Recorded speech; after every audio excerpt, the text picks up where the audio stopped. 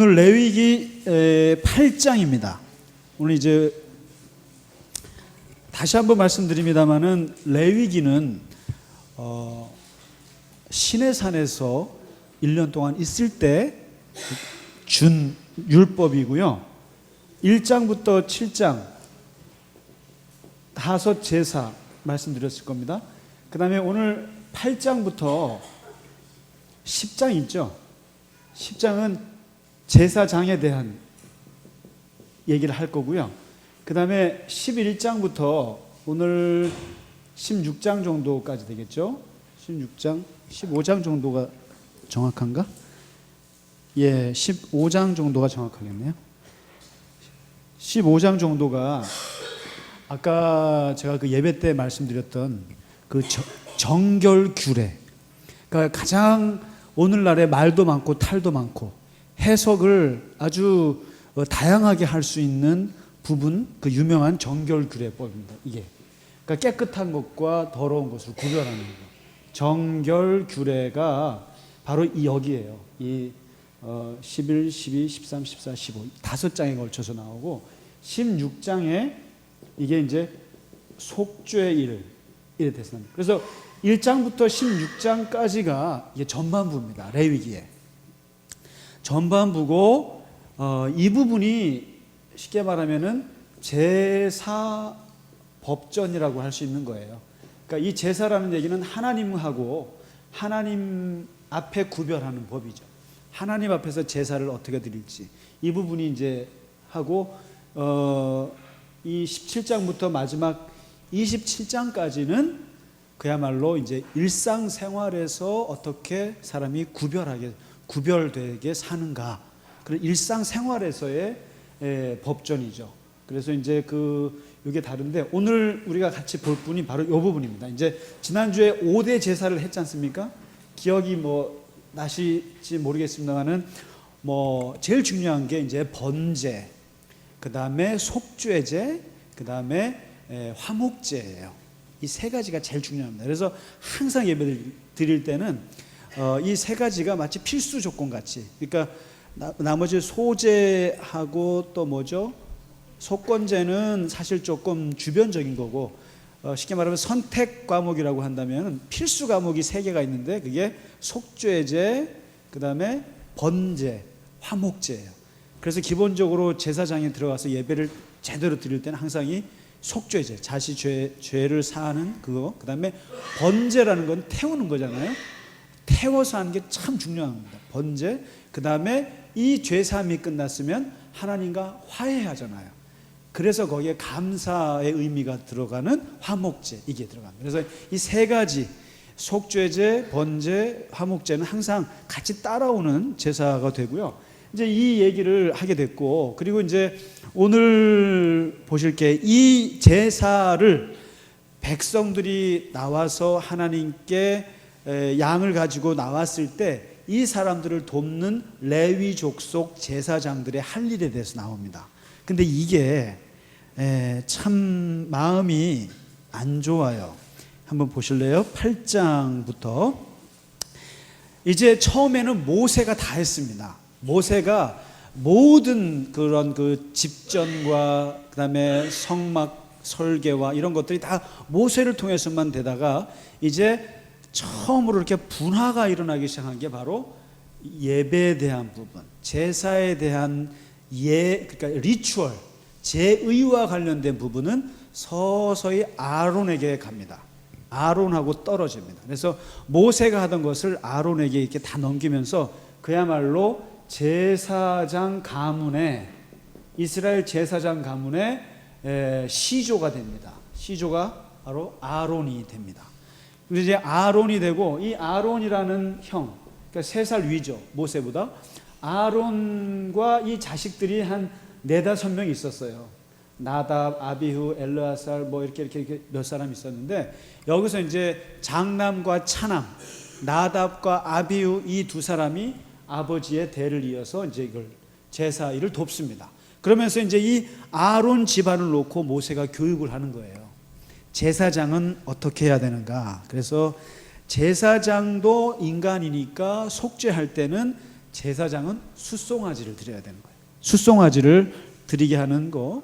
그다음에 번제용 순양, 위임 제사용 순양, 그래서 또 무교병, 향유 이런 것들에 대한 이제 쭉 규칙을 얘기해 줍니다. 그리고 제사장이 입어야 될 옷, 8장에 보시면 옷과 그다음에 이런 것들을 쭉 얘기하다가 이제 제사장이 너가 제사장이야라고 딱 위임할 때는 뭘 하냐면은 기름을 부어요. 기름을 붓습니다. 이것을 소위 말해서 도유식이라고 해요. 도유식. 이 도유식이 이제 오늘날 쉽게 말하면 뭐 안수식 같은 거죠. 안수식 같은 건데요.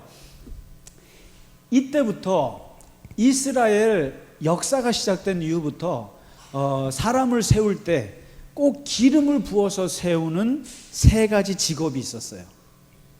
이스라엘은 딱 이 세 가지 직업만 기름을 붓습니다. 혹시 뭔지 아세요? 네, 왕을 세울 때 맞습니다. 왕을 세울 때 기름을 부어요. 도유식을 합니다. 그 다음에 제사장입니다. 네, 제사장이 그렇습니다. 그 다음에 셋째가 선지자. 이 세 직업은 기름을 붓습니다. 그러니까 마치 좀 약간 구별시키는 거예요. 그래서 오늘날에도 이제 보면 판사분들 이렇게 가운 입죠. 그다음에 목사들 가운 입죠. 의사들 가운 입죠. 이게 이제 어떤 그런 그게 있습니다. 그래서 사실은 뭐 이제 그런 전통이 있는데 이 왕과 제사장과 선지자 이 세 직분은 항상 기름을 붓고 이제 일을 하게 합니다. 하는데 지금 보시면은 여기 8장에 이제 제사장을 이렇게 해서 이제 세워요. 그래서 이제 이 7일 동안 이제 위임식, 쉽게 말하면 안수식을 거행하는 거죠. 안수식. 너가 이제 제사장으로서 교육을 받았고 제사장으로서 어떻게 해야 될지를 이제 배워서 이제는 교육을 마쳤으니 안수를 주는 거죠. 기름을 부어서. 요게 이제 8장 이야기고요. 아론과 이 아들들 누구냐면은 나답과 아비후, 이 첫째 아들과 둘째 아들을 세워요. 그렇게 해서 이제 하고요. 그 다음에 9장에 보면 9장에 이 아들들 앞에서 아론이 시범을 보여요. 모세랑 같이. 제사를 어떻게 드리는가 하고 이제 나가서 이 시범을 보이는데 중요한 것은 이 제사가 성공하느냐 실패하느냐는 뭐로 판가름하느냐는 거죠. 우리가 보통 예배 성공해야 된다 뭐 이런 얘기 들어봤죠. 예배를 내가 성공해야 된다 그러는데 예배 그 성공의 기준이 뭔지 모르겠어요. 근데 이 제사는 연납이 되는 거랑 연납이 안 되는 게 있어요. 근데 연납이 될 때 증거가 있어요. 그게 뭐냐면 하나님이 굉장히 기분 좋다. 이건 뭐로 나타나냐면은 재물이 불에 타버리는 걸로. 불에 타요. 싹 탑니다. 그러니까 하늘에서 하늘의 불이 와서 그 바쳐진 재물을 싹 태워서 깔끔하게 먹어치우는 깔끔하게 하나님께서 먹어치우는 것으로 이게 이제 백성들에게. 그래서 백성들이 봤을 때 그 성막에서 불이 확 붙어가지고 재물이 타는 걸 보면 아 하나님이 제사를 받으셨구나 이렇게 그러면서 사람들이 박수를 치는 거죠. 그래서 영광을 이제 하나님이 받으신다고 하는 건데 이거를 이제 9장에서 그 아론이 쭉 이걸 진행을 합니다.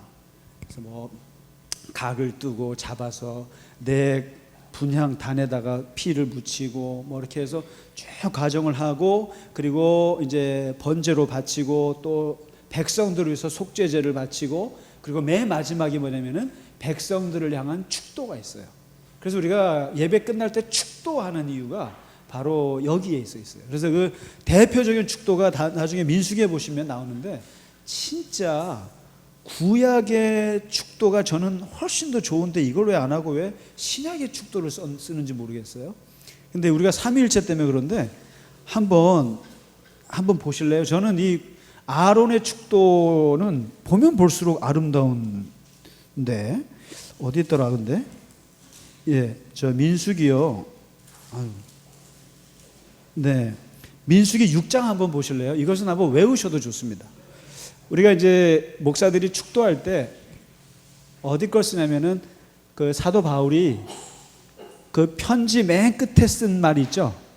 주 예수 그리스도의 은혜와 하나님의 사랑과 성령의 교통하심이 너희 교회에 있을지어다, 이런 말 많이 쓰죠. 편지 읽어보면 그 말을 따서 우리가 축도를 쓰는 거예요 지금. 근데 구약의 축도는 민수기 6장 22절 이 제사장의 축도가 있어요. 근데 이게 얼마나 예쁜지 몰라요. 보실래요? 24절, 여호와는 내게 복을 주시고 너를 지키시기를 원하며 여호와는 그의 얼굴을 내게 비추사 은혜 베푸시기를 원하며 여호와는 그 얼굴을 내게로 향하여 드사 평강 주시기를 원하노라. 좋지 않으세요? 굉장히 좋죠. 여호와의 얼굴을 들어서 우리에게 평강 주시기를 원하노라. 이게 이제 아론이 이 축도를 하는 거예요. 제사 맨 마지막에. 그렇게 해서 이제 예배 제사를 마치면 하늘에서 불이 떨어져서 싹 태움으로써 하나님이 제사를 연락했다. 요걸 이제 보여주는 겁니다. 그래서 그게 9장. 9장에 여기 보시면 24절에 불이 여호와 앞에서 나와서 제단 위에 번제물과 기름을 사른지라 온 백성이 이를 보고 소리 지르며 엎드렸더라. 예배 받았다 이거거든요. 자, 그리고 나서 이제 문제는 요까지 좋았어요. 요까지 좋았는데 이제부터는 이 나답과 아비후가 쉽게 말하면 목사 안수를 받은 거예요. 지금 제사장으로서 교육도 받았고 아버지가 하는 것도 다 받고, 그래서 이제는 쉽게 말하면 안수를 받고, 그러니까 사제 서품을 받은 상태예요. 서품을 딱 받고는 보통 목사들이나 신부들이나 첫 성무 집행을 할 거 아닙니까? 쉽게 말해서 쉽게 첫 예배를 집례한다 이 말이에요. 집례를 하는데 인생의 첫 발을 딱 디디고 예배 드리는 날 죽어요. 어떻게 생각하세요? 내 아들이 목사 안수 받아가지고 교회 청빙 받아가지고 첫날 가서 설교하다 죽었다고 생각해보세요. 이건 뭐 기가 막힌 놈이시죠. 데려가려면 빨리 데려가시지 말이지. 기껏 목사 힘들게 교육 다 시키고 등록금 다 내고 그렇게 해서 시켜놨더만 딱 교회 가서 이제 예배 드린다 해서 아버지가 꽃다발도 갖다 주고 막 칭찬되는데 예배하다가 죽었어요. 이런 거죠. 이게 10장입니다. 이 바로 이 나답과 아비후가 아버지로부터 제사장 교육을 받았어요. 그 다음에 자기 삼촌 모세로부터 이 제사를 어떻게 되는지 다 교육을 받았는데 첫날 이제 아버지가 안 하고 아들 둘이 예배를 집전하다가 무슨 실수를 하냐면은 제가 성막 말씀드렸죠. 성막에 번제단을 지나고 물두멍을 지나면 성소가 있고 그 성소 안에 들어가면 그 성소 안에 뭐가 있냐면은 진설병, 떡 12개가 있고 여기 분향단이 있고 이쪽에 등잔, 촛대가 있다 이 말이죠. 있는데 그만 그 촛대의 불을 무슨 실수했는지 몰라도 다른 불을 가지고 썼던 거예요. 거기에 규정해 있는 불이 아니라 다른 불을 가지고 불을 붙이다가 그만 하늘에서 불이 와서 두 아들을 삼켜버린 거죠. 즉상 불에 타서 죽어버린 거예요. 이게 이제 사고가 난 거예요. 불을 잘못 쓰다가. 그러니까 쉽게 말하면 뭐 이렇게 예배 때 성찬할 때 포도주 안 쓰고 포도주 쓰다가 마치 뭐 이렇게 죽는 것 같이 말이죠. 그러니까 정해져 있는 그 규칙을 따르지 않고 다른 걸로 하다가 죽는 거예요. 나답과 아비후가 죽었어요. 첫날에 죽으니까 너무 기가 막히잖아요. 이게 얼마나 기가 막혀요. 그리고 하나님이 이렇게 예민하신가 할 정도로 이렇게 무서운 거죠. 근데 이제 죽으니까 누가 제일 슬프겠습니까? 아론이 기가 막히죠. 기가 막히고 그 동생 누가 있냐면 엘르아살과 이다말이 있어요. 셋째, 넷째가 있어요 또. 근데 얘들이 문제는 슬퍼하지도 못해요. 그 죽음 앞에. 여기 보실래요? 모세가 뭐라고 하는지 아세요? 머리를 풀거나 옷을 찢지 마라. 이렇게. 머리를 푸는 게 뭡니까? 애통해할 때. 근데 옷을 찢는 게 뭐예요? 슬플 때 하는 이게 종교적 행위란 말이에요. 근데 그것도 하지 마라. 그러다가 너희가 죽을 수도 있다. 너희까지 죽을 수가 있다. 그래서 오히려 이스라엘 모든 사람들은 여호와께서 치신 불 때문에 슬퍼해라. 그러니까 두 아들 죽은 거 슬퍼하지 말고 하나님이 왜 불을 그들에게 내렸는가, 그 진노하심을 슬퍼해라. 이렇게 하면서, 이러니까 아론하고 자식들은 형 첫째 둘째 죽은 거에 대해서 슬퍼하지도 못해요. 티도 못 내요. 그러니까 이게 어떻게 보면 참 잔인할 정도로 이 가족들에게는 굉장히 아픔이 돼버렸는데, 그래갖고 뭐 꼼짝을 못하는 거죠. 이게 이제 굉장히, 그런데 여기 보면 그 다음 8절 9절에 보시면 이제 제사장들이 해야 될 일 중에 하나 얘기하는데, 회막에 들어갈 때, 이 둘이 회막에 들어가다가 죽은 거 아닙니까? 근데 회막에 들어갈 때, 성소에 들어갈 때 포도주나 독주를 마시지 말라, 그래서 죽지 마라, 이렇게 이런 말이 나와요. 뜬금없이. 그러면 우리가 추측할 수 있는 게 있지 않아요? 술 먹고 들어간 거 아닌가? 신학자들이나 대부분은 나답과 아비후가 술 먹고 예배드린 거 아닌가, 이런 추측을 해요. 어떻게 다음 구절에 그게 나와요. 이게. 그러니까 독한 포도주 마시지 마라. 그러니까 이게 이제 뭐냐면, 이 사실상 술이라고 하는 것은 이게 참 재밌어요. 이게 이제 이 광야 생활하면서 이스라엘은 아까 제가 말씀드렸잖아요. 끊임없이 이방 문화하고 단조를 해요. 이방 문화를 닮지 않으려고 굉장히 애를 쓰는데, 그 중에 하나가 원래 이방 사람들 제사 드릴 때 꼭 중요한 예배용 도구가 술이에요. 이 스피릿이라고. 이 스피릿이 뭐죠? 성령이잖아요. 성령이란 뜻이잖아요. 근데 이 스피릿이 영이란 뜻도 있고 술이란 뜻도 있어요. 이게 똑같은, 그러니까 성령과 술이, 그래서 우리가 항상 예배할 때 술 취하지 마라, 성령 충만을 받으라 그러잖아요. 근데 이게 스피릿 받지 마라, 스피릿 받으라, 이런 거거든요. 그러니까 영과 술이 비슷해요. 왜냐하면 그 이방인들이 제사 드릴 때 이 술이라고 하는 것은 아시죠? 아시잖아요. 기분 좋게 하고, 그 다음에 자아, 꽉 묶였던 자아를 풀어줍니다. 그리고 이게 신을 부를 때 술이라는 것이 굉장히 중요한 도구예요. 그러니까 이 이방 제사 속에는 항상 음주 문화가 들어갑니다. 음주 가무. 그러니까 뭐냐면 술을 마시고 춤을 추면서 신을 부른다, 이 말이에요.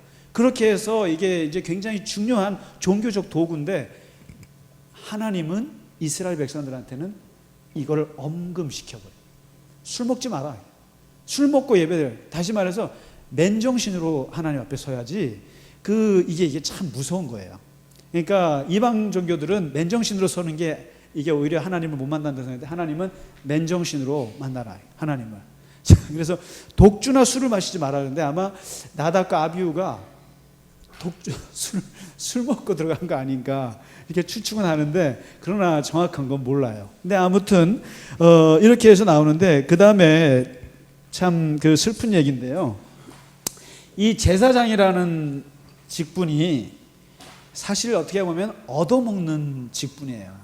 이게 사실 저도 그렇게 생각합니다. 목사라고 하는 직분은 교인들한테 얻어먹는 사람들이에요. 이게 뭐냐면, 저 자신은 저 자신에 대해서, 목사는 목사에 대한 자의식을 그렇게 할 필요가 있다고 봐요. 그러나 물론 교인분들이 목사한테 내가 쉽게 말해서 내가 헌금 내서 먹여 살렸는데 왜 그래, 이렇게 말하라는 뜻이 아니고요. 이 저 자신은 제가 얻어먹는 존재라는 생각을 합니다. 그렇게 생각을 해야 된다고 생각해요. 저는 이거는 참 옛날에 그 성철 스님도 그런 얘기했는데 참 맞다고 생각해요. 그 밑에서 스님들이 수행을 잘 안 하니까요, 뭐라는 줄 아세요? 회초리를 들면서 때리면서 신도들한테 보시 받아갖고 얻어먹는 주제에 어디 수행을 안 하자고 그러는데, 그 말이 맞아요. 그러니까 사실은 이 목회자도 사실 교인들한테 얻어먹는다는 생각을 해야 되거든요. 근데 이제 이 제사장이라고 하는 직분이 그렇습니다. 되게 멋있게 보일지 몰라도 12지파가 돈 걷어서 주는 걸로 먹고 사는 사람들이에요. 그리고 이 사람들은 자기 집도 없어요. 그냥 12지파가 돈을 걷어줘야만 되는 거예요. 그리고 먹는 것도 제사할 때 양을 잡으면 이 양이 전부 다 하나님께 바쳐지는 게 아니에요. 아니고 여기서 아주 좋은 부분은 다 어디로 가요? 제사장이 먹어야 되는 거예요. 그러니까 뭐 다리라든가 가슴살 같은 거, 너무 맛있을 것 같아요. 이런 것들은 그러니까 피는 올릴 건 올리지만 가죽이나 다 태울 건 태우지만 제사장 가족들에게 영원히 줄 음식들이 따로 있어요. 그러니까 이걸 나눠서 드린단 말이죠. 근데 여기서 지금 12절부터 뭐가 나오냐면 제사장들이 당연히 먹어야 될 음식이 있어요. 근데 그 음식을 남겨서 먹으라 했는데 아론이 말이죠. 아론이 16절에 보시면 안 먹어요. 이걸요. 먹질 않습니다. 이게 당연히 자기들이 먹어야 할 뒷다리나 가슴살 이거를 먹지를 않는 거예요. 그랬더니 모세가 한마디 해요. 왜 하나님이 너네들 먹으라고 남겨놓은 그거 왜 먹지 않느냐 하고 안 먹는다고 또 뭐라 그래요. 모세가. 그러니까 아론이 뭐라 그런지 아세요? 여기에 19절에 있어요. 그러니까 그 모세가 그러거든요. 너희가 내가 명령한 대로 거룩한 곳에서 먹었어야 했다. 그랬더니 아론이 하는 말이 오늘 그들이 그 속죄제와 번제를 여호와께 드렸어도 이런 일이 내게 임하였거늘 오늘 내가 속죄제물을 먹었더라면 여호와께서 어찌 좋게 여겼으리요. 이게 무슨 말인가요? 걔네들이 나답과 아비후 이 첫째 이 두 놈이 속죄제와 번제를 여호와께 드렸어도 이렇게 죽는 일이 벌어지는데 내가 이 음식을 먹으면 하나님께서 좋아하겠습니까? 이게 뭐예요? 굉장히 애통한 거예요. 가슴 아픈 거예요. 하나님께 대해서 미안하고 자기 자식들에 대해서 슬픈 거예요. 그러니까 자기에게 응당 먹으라고 주어진 그 고기조차도 안 먹는 거예요. 너무너무 슬프고 너무 죄스럽고 그러니까 아론이 못 먹겠다고 이렇게 미는 거예요. 근데 이거는 법을 어기는 거예요. 이거 법을 어기는 건데 근데 이걸 가지고 모세가 뭐라 하냐면 괜찮게 생각했다 이렇게 나오죠. 여기요. 선하게 여겼더라. 이게 참 이게 슬픈 장면인데요. 근데 이렇게 이 율법도 말이죠. 이 아론이 지금 보면 아론도 율법을 어긴 거예요. 먹어야 될 걸 먹지 않았으니까. 그러면 죽어야 될 거 아닙니까?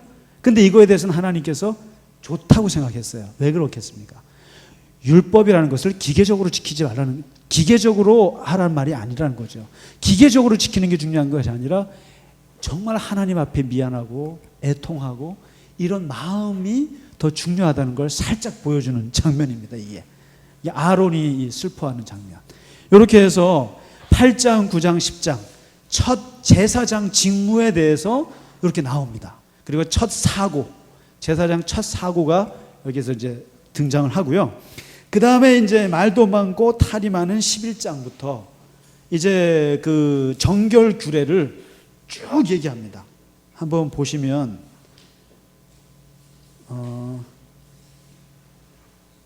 정결 규례 그 보시면 이제 그 첫 번째가 뭐냐면 먹지 마. 이게 먹지 마. 먹어야 할 것과 먹지 마. 그래서 이 지금 이 11장 같은 이 먹지 마 규례는요. 이스라엘 사람들의 음식법의 기초예요. 그리고 이슬람 음식을 뭐라 그러죠? 할랄이라 그러죠. 할랄이라 그러고 이스라엘 음식 그걸 뭐라 그러죠? 코셔라 그러죠. 코셔.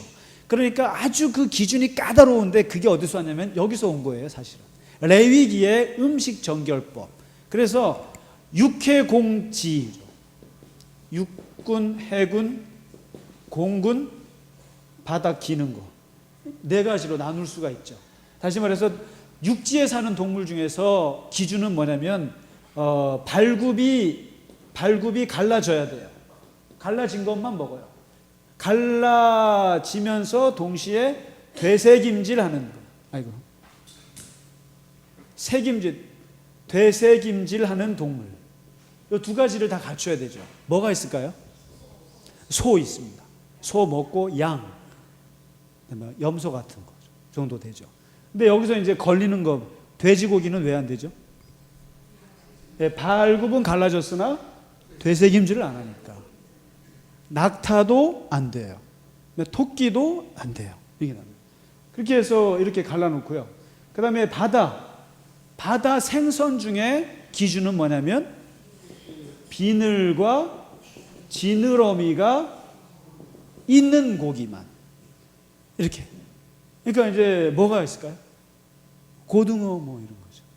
근데 먹지 말아야 되고 오징어, 문어 이런 거는 안 되는 거죠. 그러니까 비늘과 지느러미가 없는 거는 먹지 마 이렇게 되고. 그다음에 하늘에 나는 새는 기준이 있진 않아요. 기준이 있진 않은데 그 종류들을 다 열거했어요. 뭐죠? 안 되는 것들. 독수리, 매, 박쥐, 부엉이, 올빼미 뭐 이런 것들을 쭉 했어요. 참새 같은 건 없어요. 쭉 그냥 나열만 하는데 대체로 이 조류들을 보면 대체로 이렇게 짐승을 잡아먹는 육식 조류 같은 거 있죠. 육식 조류들 같은 것들이 주로 배제가 된 거죠. 이렇게 되고, 그 다음에 땅에 기어다니는 거는 웬만하면 다 싫어해요. 지금 보면. 그러니까 뭐 뱀이라든가 도마뱀이라든가 이런 종류들은 다 싫어요. 웬만하면 다 가증스럽다고. 그러니까 만지지 말을 걸 얘기하고, 그 다음에 하나는 이제 곤충류인데, 곤충류는 먹을 수 있는 곤충과 먹지 말아야 될 곤충이 나눠집니다. 그러니까 먹을 수 없는 곤충은 쉽게 말하면은 날개가 있으면서 네 발로 기어다니는 거죠. 뭐가 있죠? 바퀴벌레 같은. 근데 먹을 수 있는 곤충이 있어요. 뭐죠? 날개가 있는데 뛰어다니는 거 있죠. 대체로 메뚜기. 메뚜기하고 귀뚜라미는 먹으라고 나와요. 참 디테일하지 않아요? 꼭 먹을 것과 먹지 말고 이렇게 종류로 나누고 기준까지 이렇게 제시해서 이렇게 육해공, 기능고, 곤충까지 이제 11장에 쭉 나와요. 그러니까 왜 레위기를 어린아이들한테 읽히는지 아시겠죠? 쉽게 말하면 식품영양학과에서 먹는 음식과 먹는 음식, 못 먹는 음식 가리는 거 할 때 아이들한테 그 훈련 시키는 거예요. 먹지 말아야 된다. 이건 먹어야 된다. 이걸 그러니까 레위기부터 읽히는 거예요. 이게 중요한 거죠. 그래서 이제 이렇게 갈라놓는데 왜 이런 기준이 나왔을까요? 그럼 도대체 왜 이렇게, 이게 무슨 기준으로 이렇게 잡았을까요? 이게 참 궁금하지 않아요? 그래서 이제 이게 그 신학자들 이게 참 설이 많아요. 왜냐하면 어떤 사람들은 종교적 기준이다. 그러니까 뭐냐면 이방 민족들이 하는 거는 다 안 하려고 하는 거예요. 그러니까 예를 들면 돼지 같은 경우는 가나안 땅 애굽에서 바치는 제물이에요. 그러니까 이스라엘은 안 하겠다고 한다는 거예요. 그리고 하여튼 다른 동물들. 그러니까 그렇게 하고 우리는 그냥 소, 양, 염소 이런 걸로만 하겠다라고 한 건데 이것도 틀려요, 사실은. 사실은 애굽이나 가나안 땅에도 소를 바쳐요. 근데 왜 그 소는 왜 또 너네도 하니? 그러니까 이것도 말이 안 돼요. 또 어떤 사람은 건강상에 위생적으로 봤을 때 이런 거 안 된다는 거예요. 대표적으로 우리나라 이상구 박사님. 안식일 교회에서 하는 것은 위생학적으로 보는 거예요. 대표적으로 비늘과 지느러미가 있는 고기들은 세균에 약하다 이거예요. 뭐 이런 식으로 뭐 분석을 하는데 이게 또 다 맞겠어요? 그냥 안 맞죠. 그러니까 이제 답이 없습니다. 기준이 없어요. 그래서 제일 마지막 설이 뭐냐면 하나님의 주권설. 왜냐면 하나님 마음대로다 그거. 그거 뭐 어떻게 알겠냐. 기준이 없다. 그러나 아무튼 이렇게 해서 먹을 것과 먹지 말 것을 나눠서 하는데 중요한 것은 종교적인 의미도 있지만 위생적인 의미도 사실 같이 있어요. 사실. 그러니까 그 당시에 이스라엘 사람들에게는 그게 사람들이 사는 길이라고 생각한 나름대로의 지혜였을 수도 있습니다. 이렇게 해서 이제 그 먹는 걸 나누고요. 이렇게 해서 여기에서 나오는 제일 유명한 구절이 바로 11장 45절입니다. 내가 거룩하니 너희도 거룩하라. 오늘 우리가 예배 때 읽었던 이 말씀에.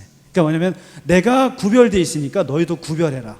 먹는 거 구별하고 만지는 거 구별하고 이렇게 이제 먹는 거 먼저 구별시켰죠.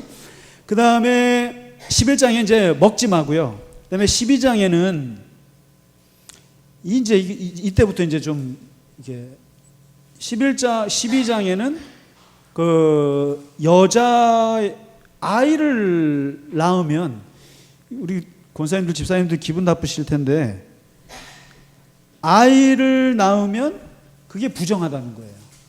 아이를 낳고 나서 아이를 낳은 여자는 접촉하면 안 된다는 거죠. 부정. 아니 누가 뭐 낳고 싶어서 낳았나?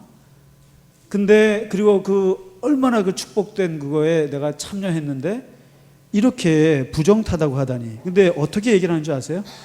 남자아이를 낳으면 7일 동안 부정하고 그리고 여덟째 날 할례를 시키고 그 여인은 33일 동안 집을 나오면 안 돼요. 33일 동안 나오면 안 되고, 그 다음에 더 웃기는 건 여자를 낳으면 며칠 집에 나오지 않으면 안 되는지 아세요? 남자는 한 달 나오면 안 돼요.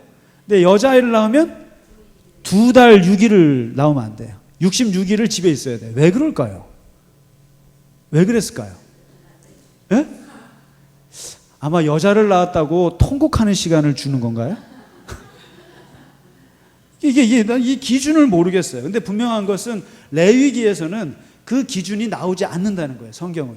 왜 내가 이렇게 구별하는지 이유는 안 밝혀요. 딸을 낳으면 더 세균이 감염이 심해요? 예? 하여튼 뭐 위생적으로 한번 좀 판단해 보세요. 저 도저히, 예. 그러니까 어떻게 보면 이거를 이제 여성 차별이라고 보는 사람도 있고 또 여성에 대한 지극한 배려라고 보는 사람도 있어요. 예. 조산원에, 그러니까 쉽게 말하면 산후조리원에 오래 있으라. 그러니까 만약에 이거를 이제 육아휴직으로 따지면 남자아이를 낳으면 한 달 만에 다시 복귀해야 되고요. 여자아이를 낳으면 2달 더 쉴 수 있는 거죠. 아주 좀 딸을 많이 낳는 게 좋은 거예요. 그렇게 해석할 수도 있는데 아무튼 이렇게 해서 복귀할 때는 다시, 그러니까 이제 아이를 낳은 여인의 몸은 부정하다. 그러니까 부정하니까 30일을 집에 있다가 이제 깨끗하여지면 제사 속죄 제물을 가지고 제사장에게 와서 제사를 드림으로써 깨끗해진다. 이렇게 끝나요. 이게 복귀. 이게 이제 거고요. 그 다음에 이제 13장에는, 그러니까 참 13장에는 이제 피부병입니다. 무려 21가지의 피부병이 나와요. 지금. 그러니까 이게 그 당시에 굉장히 심했던 거 아닌가. 그래서 이 피부병 중에는 이제 전염성 피부병이 있고 비전염성 피부병이 있죠. 종기라든가 오미라든가 두루러기 같은 거 있죠. 이런 것도 전염하지 않으면서 생기는 피부병이 있고, 문제는 지금 전염성 피부병이에요. 대표적인 게 뭐가 있을까요? 예, 한센병, 나병이죠. 나병에 걸렸을 때, 그러니까 아무튼 이 걸린 사람들 자체는 일단 부정한 거예요. 더러운 거예요. 걸린 것 자체가 부정한 거고, 그 다음에 이 사람들하고 접촉해도 부정한 거죠. 접촉해, 부정해. 그래서 이제 뭐 여기 보면 피부 쭉 나옵니다. 나오는데 문제는 이 피부가 문제가 있는지 없는지, 부정한지 깨끗한지를 판가름을 누가 해요? 제사장이 합니다. 제사장이. 그러니까 이 제사장은요, 오늘날 같으면 쉽게 말하면 의사 역할도 하는 거예요. 지금 의사가 따로 없잖아요. 그러니까 이 제사장은 이 규례를 보면 이 부분은 완전히 의학 전문 서적인 거죠. 그러니까 피부병을 가리는 책이에요. 이게 이렇게 무슨 병이 났을 때는 뭐, 또 화상이 났을 때는 어떻게, 이렇게 해서 이것을 진찰을 하고 판단을 해서 부정하다 그러면 그 다음에 격리시켜버려요. 전염병일 경우는 격리시키거나 심지어는 마을에서 쫓아내거나 그렇게 해서 치료를 따로 이제 받게 하고, 그리고 이제 다 나으면 또 다시 돌아오는 제사장에게 가서 자기 몸을 보이고 또 이렇게 확답을 받아서 이제 제물을 드리고 다시 돌아오는 뭐 이런 과정들이 지금 이렇게 쭉 있습니다. 그래서 이게 피부병 정결 규례 13장 쭉 나옵니다. 아우, 심지어는 뭐 곰팡이도 있어요. 그 다음에요, 이게요 몸에만 생기는 것이 아니라 집에 있잖아요. 집에 만일에 곰팡이가 피지 않습니까? 곰팡이가 피면 집도 부정한 거예요. 그래서 이제 이 제사장이 의사 역할도 하지만 건축가 역할도 해요. 건축가. 집조사까지 해요. 집조사까지 해서 집이 그 곰팡이가 펴서 부정하다고 판단되면 그 집을 격리 조치하는 이것까지 나옵니다. 그러니까 뭐 제사장 하려면은 수학도 잘해야 되고 생물도 잘해야 되고, 그리고 뭐 단순히 문과로는 안 되는 것 같아요. 그렇게 해서 이제 13장 나오고, 그다음에 14장은요, 이 부정한 사람들이, 예를 들면 피부병으로 더러워졌거나 이런 환자들이 다시 정결케 되는 과정들을 쭉 담고 있는데, 요게 이제 뭐 14장 전체에 쭉 나옵니다. 이게 그러니까 재미가 없죠. 뭐 색점이 집에 재발견됐으면 뭐 어떻게 쭉 나오는데, 이 환자가 다시 돌아오는 방법, 다시 말해서 부정한 사람들이 정결하게 되는 방법은 네 가지입니다. 첫째, 씻는 것, 물로 씻는 것, 물로. 그 다음에 두 번째, 불로 태우는 것, 불로 태우는 것. 그러니까 예를 들면 거룩한 성물이, 그러니까 거룩한 물건이 더러워지면 그거는 태우거나 그 집을 태우거나 이렇게 하는 거죠. 그러니까 불로. 그 다음에 세 번째는 깨뜨리는. 그러니까 물건이 부정해지면 그 물건은 깨뜨려야 됩니다. 깨뜨려야 되고. 그 다음에 네 번째는 추방, 쫓아내는 거죠. 쫓아내거나 또는 피하거나. 부정한 사람들하고는 접촉하지 않는 거죠. 그래서 이게 이제 이 두 번째 얘기는, 그러니까 뭐 항상, 그래서 이게 물이라고 하는 것이 굉장히 중요한 거예요. 그다음에 물과 불이라고 하는 것이 이게. 그래서 이 깨끗하게 하는 것 중에 하나는 물과 불인 거죠. 그래서 이제 몸이 더러울 때는 항상 물이라고 하는 거예요. 그래서 이게 세례 전통이 여기서 나오는 거예요. 정결례. 그래서 예수님이 밥 먹을 때 떡 먹을 때 손을 안 씻었잖아요. 참 예수님 더러우신 분이신데, 근데 이 정결 규례, 이 손 씻는 거에서 세례 요한의 세례가 나왔고 우리 크리스천들의 세례가 나온 건데, 이게 일단 물로 씻는 거죠. 그 다음에 불로 태워 없애는 거, 이게 전염병이라든가 이런 거 다 이제 막는. 그 다음에 그릇은 깨뜨리고 사람은 쫓아내고 접촉하지 않는 거, 이런 식으로 해서 이 부정한 사람이 깨끗해지는 하나의 중요한 방법인데, 여기서 또 한 가지 생각해야 될 것은, 이렇게 부정한 사람들을 만난다면 나는 어떻게 할 것인가. 내가. 그래서 여기서도 이제 규정이 있는 거예요. 예를 들면 시체를 만졌다 그러면 그 사람은 집에 와서 얼른 손을 씻고 그걸 하고 며칠 동안 부정한 거예요. 그러니까 이 시간이 걸려요. 깨끗해지는데. 그게 다 규정이 있어요. 그래서 뭐 무슨 물건을 잘못 만졌으면은 하루 종일 부정한 것이고 당신은 손으로 씻고 그렇게 해서 깨끗해지고, 이런 식으로 이제 이게 14장에 쭉 나옵니다. 한번 보시죠. 이거 복잡합니다. 예. 그 다음에 이제 네? 누가 뭐라고 하셨던? 네. 그 다음에 15장에 나와 있는 건 뭐냐면은 바로 이 유출병. 그러니까 몸에서 피가 나오거나 또는 이제 예를 들면 남녀간의 이제 성관계와 관련해서 나오는 그런 것들, 이런 것들을 부정하게 이제 얘기하는 것들이 쭉 나와요. 그래서 예를 들면 뭐 몸에서 피가 나오는 거, 그거 부정하다 이거죠. 그다음에 이제 그런 유출병에 걸린 사람의 몸에 접촉하는 자는 옷을 빨고 몸을 씻고 저녁까지 부정하다. 그러니까 저녁까지는 아무것도 하지 마라. 그러니까 예를 들면 피가 묻어 있는 여자에게 접촉됐다. 그럼 너도 부정하니까 너는 얼른 집에 와서 옷을 빨고 손을 씻고 그리고 저녁까지는 아무것도 하지 마라. 이런 식으로 이제 쭉쭉쭉 규례가 있는 거예요. 그래서 뭐 보세요. 만일에 유출병이 있는 사람이 침을 뱉으면 그 침이 몸에 묻으면 옷을 얼른 빨으라는 거예요. 이게.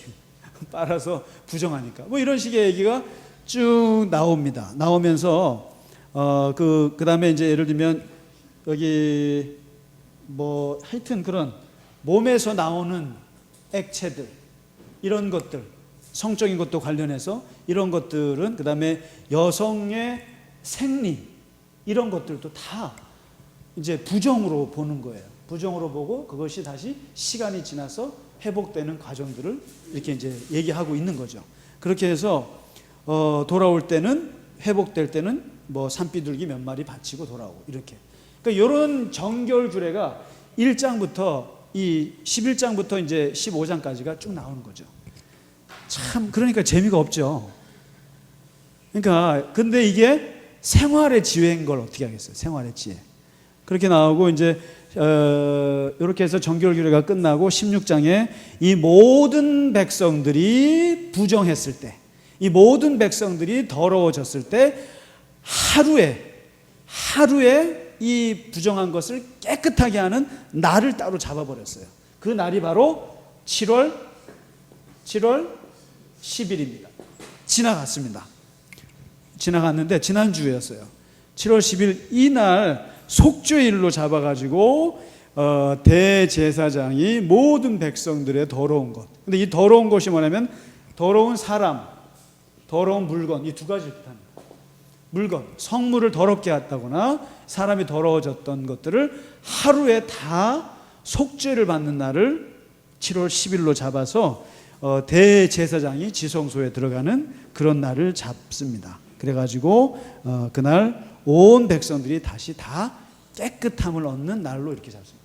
자, 이렇게 하나님 앞에 이스라엘 백성들이 깨끗하게 서는 이 거룩의 이 신앙은 정말 굉장히 디테일했습니다. 굉장히 자세하게 이렇게까지 했습니다. 그래서 오늘은 이렇게 해서 레위기 전반부를 마치도록 하겠습니다. 그래서 하나님 앞에 거룩하게 서는 이 정결 규례에 대해서 같이 공부했습니다. 고생 많으셨습니다. 네, 고맙습니다.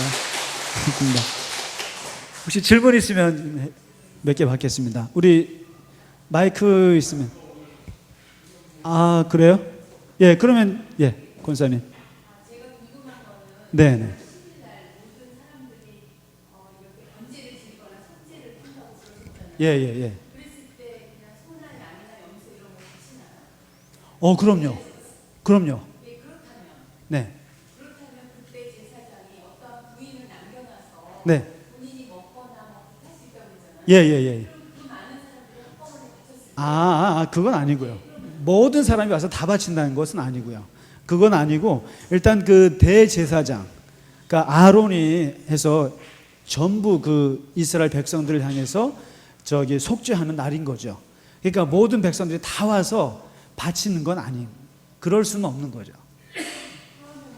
다른 백성들은 어떠한 제스처를 쓰는 거예요?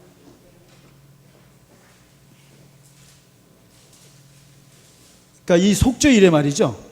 속죄일에. 그러니까 이제 그 백성들도 잡고 그다음에 다 자기들 나름대로 그거를 하죠. 그러니까 이제 그 유월절 같은 날, 그러니까 사실 문전성시긴 하죠. 엄청나게 많은 사람들이 와서 성전에서 그래서 예수님이 막 장사하지 말라고 했던 것도 그렇죠. 그래서 사실은 이 성전이라고 하는 게 생기고 나서는 여기가 엄청난 이게 사실은요 이게 종교 장사가 되죠. 엄청나게 많이 들어오죠.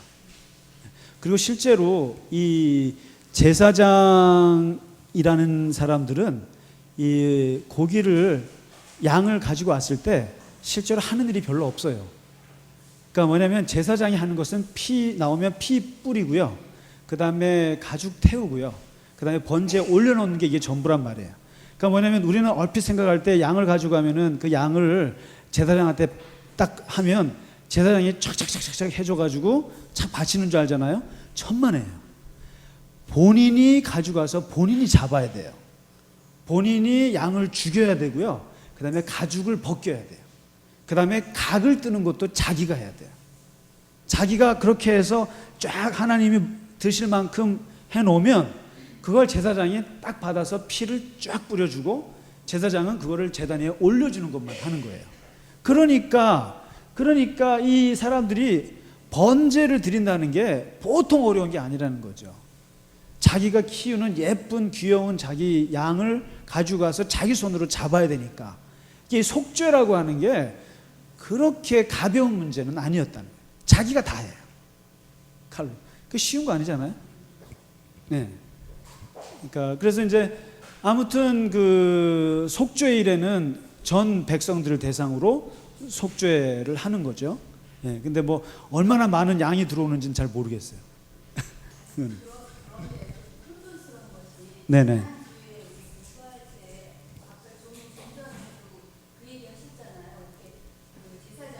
예.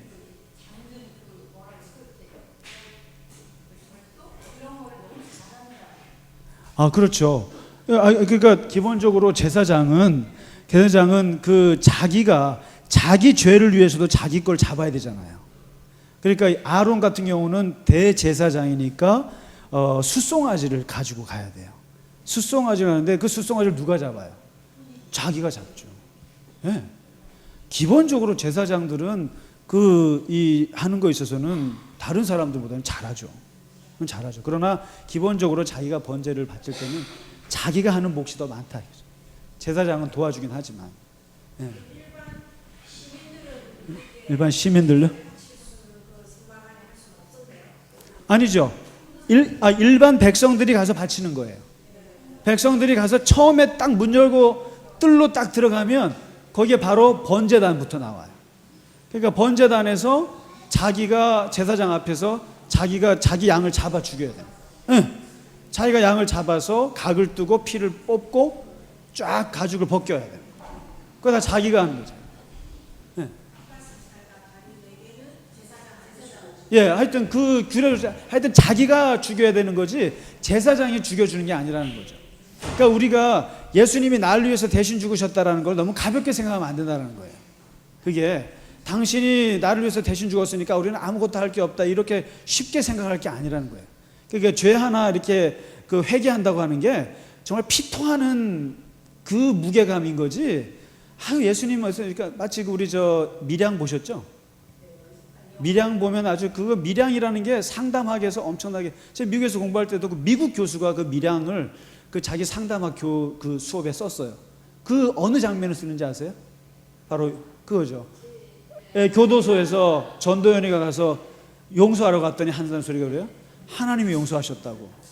난 당신하고 일을 볼 게 없다고. 그러니까 전도연이 미쳐버리잖아요. 그러니까 그렇게 가벼운 문제. 아니 애를 유교해서 죽였는데 그 죄의 값이라고 하는 것이 사해진다고 하는 것이 그게 그냥 하나님이 갚아주셨으니까 끝이에요? 이런 게 어디 있어요. 근데 마찬가지라는 거예요. 그러니까 나의 죄를 양이 대신 죽는다고 해서 그게 그냥 안수만 띵 하고 나가는 개념이 아니라는 거죠. 완전히 자기의 분신 같은 양을 죽이면서 피를 토하는 걸 보면서 다시는 그 죄를 못 짓고 싶은 거죠. 내가 또 한 번 오면 내가 차라리 죽고 만다 이런 마음이 들 정도의 괴로움인 거지 그게 그렇게 쉽게 대속이라는 게 그렇게 봐야 될 것 같아요. 그러니까 단순한 건 아니다.